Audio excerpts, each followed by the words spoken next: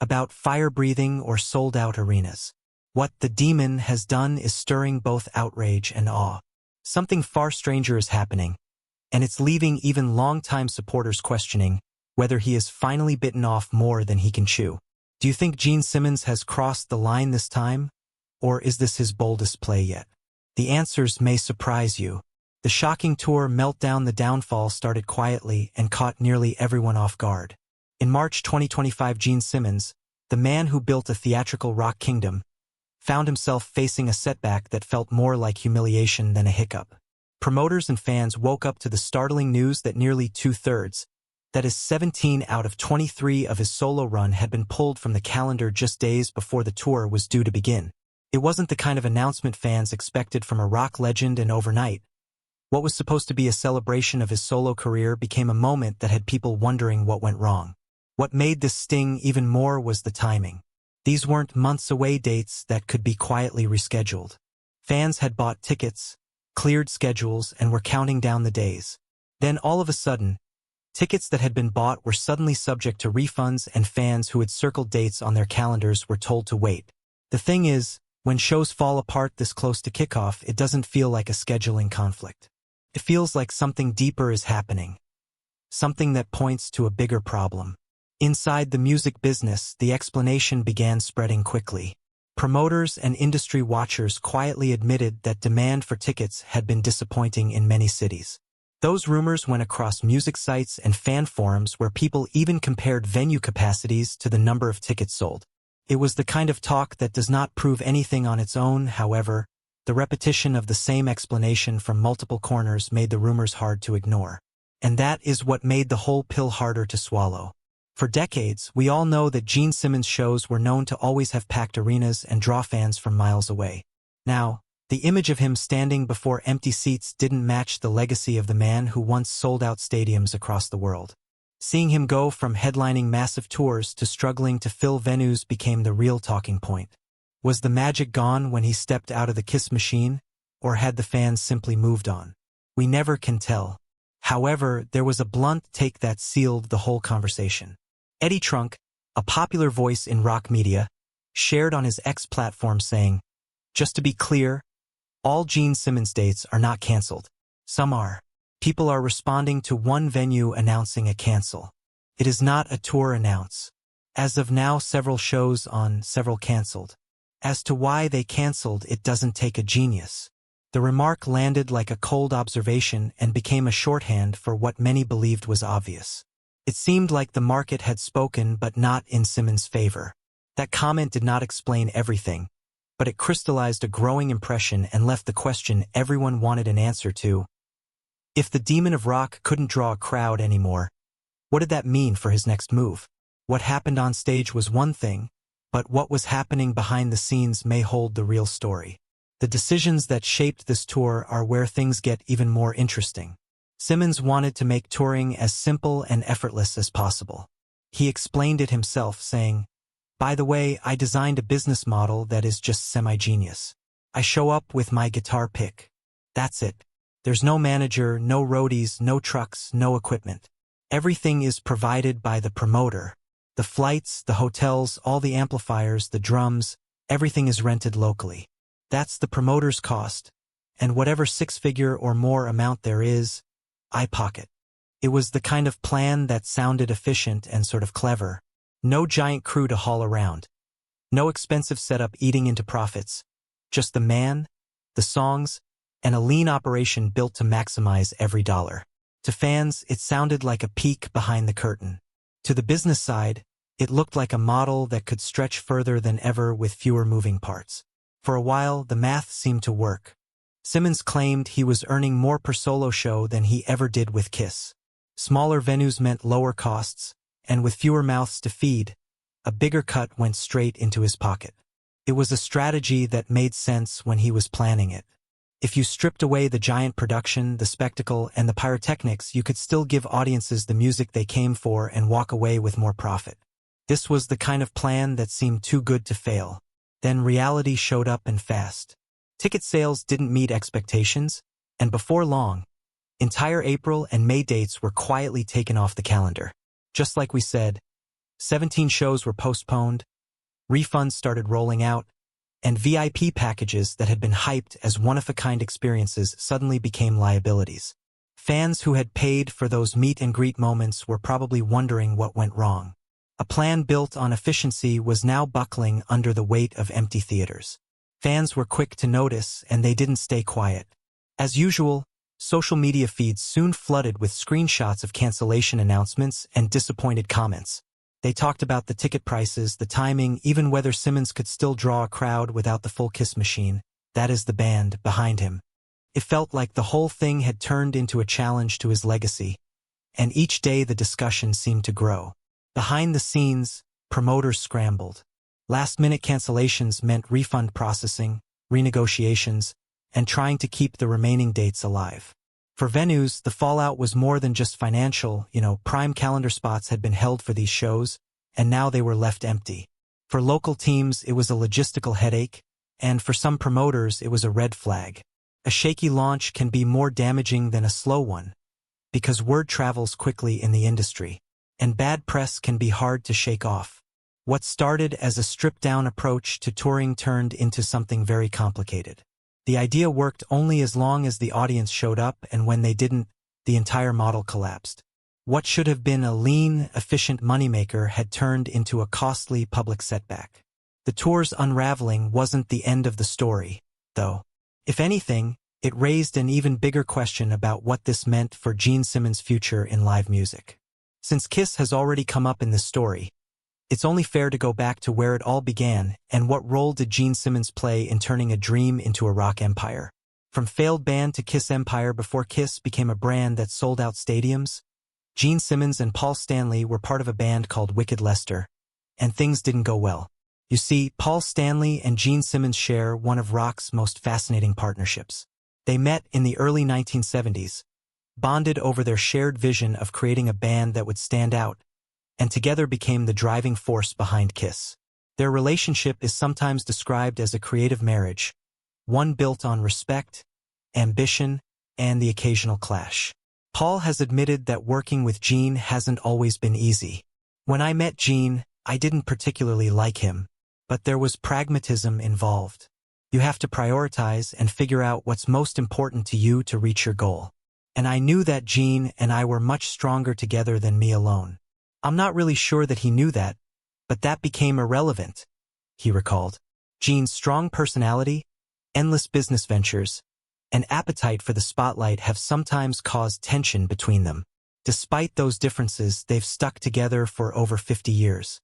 Paul has said that no matter what disagreements they've had, Gene is like family.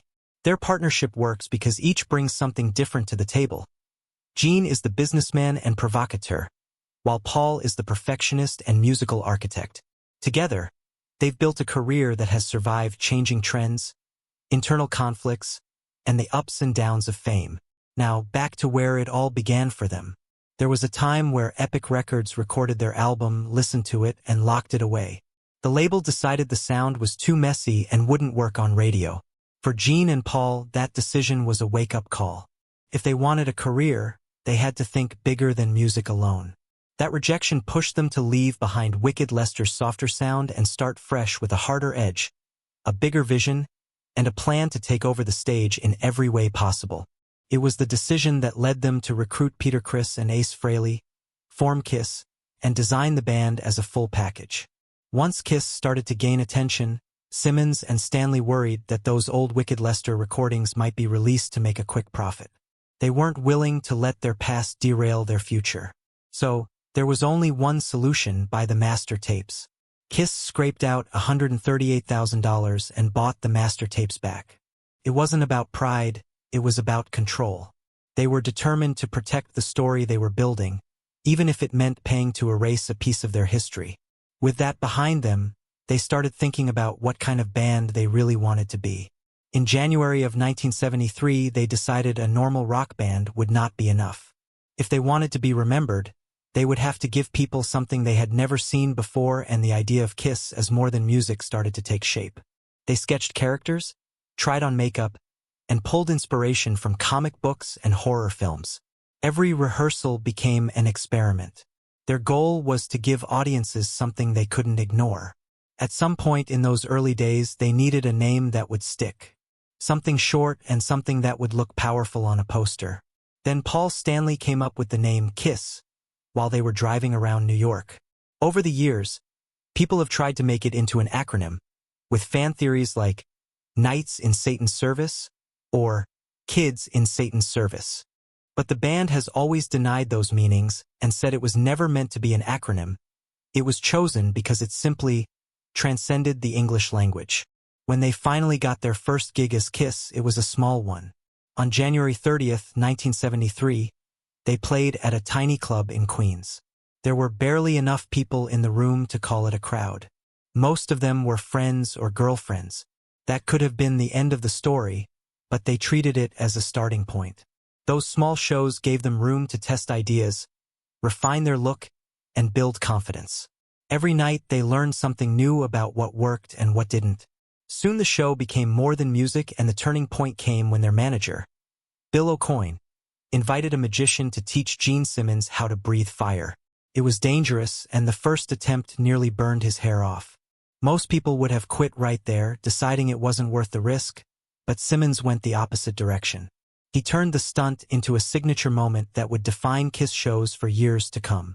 Suddenly the concerts felt alive in a way that shocked people. Fans weren't just watching a band anymore. They were watching something closer to live theater, with real danger in the air. Behind the scenes, they worked endlessly. They played hundreds of shows, sometimes in small bars, sometimes opening for bigger acts, slowly earning a reputation one gig at a time. Radio stations ignored them, but that didn't stop the word from spreading.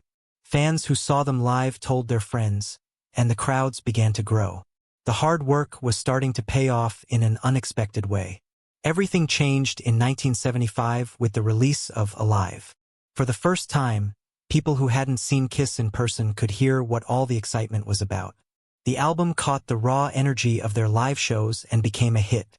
It also saved Casablanca Records from bankruptcy, which meant KISS now had a label fully invested in their success. From there, the growth was explosive. Within 18 months, they went from playing for a few dozen people to headlining stadiums like Anaheim, performing for tens of thousands. To be fair, it wasn't a smooth rise. It was chaotic and often risky, but it worked. They had turned failure into an empire and proved that music mixed with spectacle could build a loyal army of fans. Still, one question hovered over their success. Could that same formula survive in a very different world decades later? Peak success and celebrity scandals, they had built an empire, but empires attract attention, right? What came next was a mix of triumph and trouble that kept their name in the news for reasons beyond music.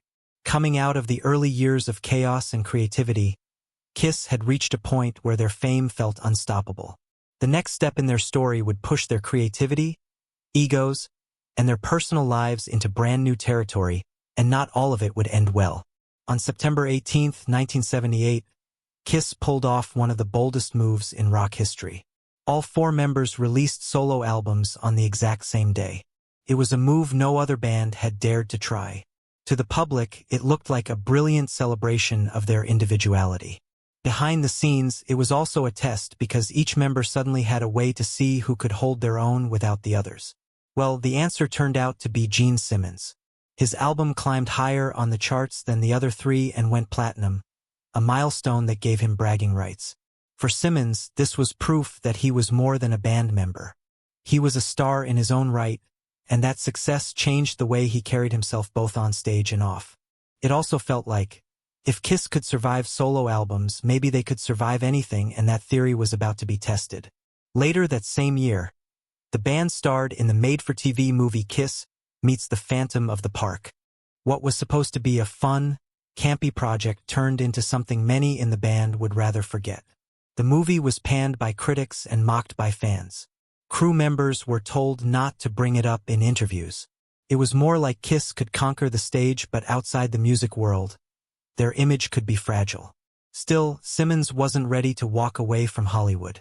In 1984, he landed a real acting role in Michael Crichton's sci-fi thriller Runaway. Playing the villain, Dr. Charles Luther, he proved he could go darker, trading the demon personality for a calculating scientist whose inventions turned back on him. The performance showed everyone that Gene had ambitions that obviously went beyond music. And he was only getting started. Soon enough, the headlines shifted from his work to his personal life. In the late 1970s, he dated Cher, and the relationship drew plenty of attention. Now, this was the exact moment that became a rock and roll gossip news. During Christmas, Simmons asked Cher what he should get for her. Then Cher told him to call her best friend, Diana Ross, to tell him what she likes. Simmons met up with Diana Ross. They went shopping, the two connected, and immediately formed a friendship that turned into romance. The story exploded in magazines and tabloids, and according to reports, the friendship between Cher and Ross never fully recovered. Suddenly, Simmons wasn't just a musician, he was front-page news for all the wrong reasons. Simmons didn't shy away from the attention. Over the years, he's been open about his love life, often framing it as part of his rock star persona. Some admired his honesty, while others thought it was pure ego. Either way, the coverage made him impossible to ignore, and it kept Kiss in the headlines even when they weren't touring. By the early 1980s, the band knew they needed to do something bold to stay relevant. This moment came on September 18, 1983, when they shocked viewers by taking off their makeup live on MTV. After 10 years of mystery, fans finally saw their real faces. At the same time, they released Lick It Up, an album with a heavier, harder sound that brought back many rock fans who had drifted away. The gamble worked. The record went gold that year and later went platinum. It felt like Kiss had successfully reinvented themselves for a new era.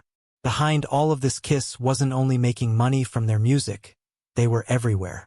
Their faces showed up on toys, lunchboxes, masks, comic books, and dozens of other products that turned their logo into something almost every household recognized.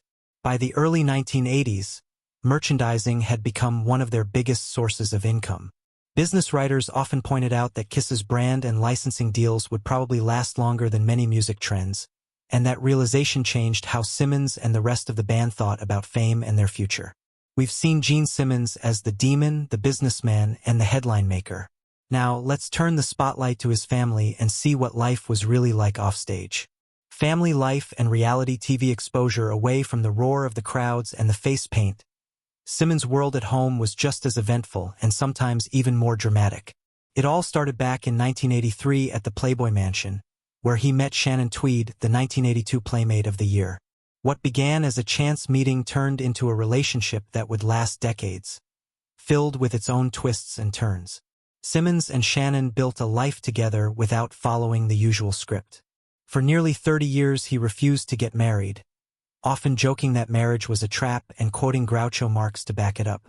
While other rock stars moved through marriages, divorces, and scandals, he stayed unmarried by choice, even as Shannon stood by him. This unusual arrangement became part of his identity. Yet behind the jokes, there were hints that the tension was growing, and the question of whether he would ever commit lingered over their story like a shadow. This shadow became impossible to ignore when their private life became a public show when A&E launched Gene Simmons' Family Jewels in 2006. Suddenly, fans were inside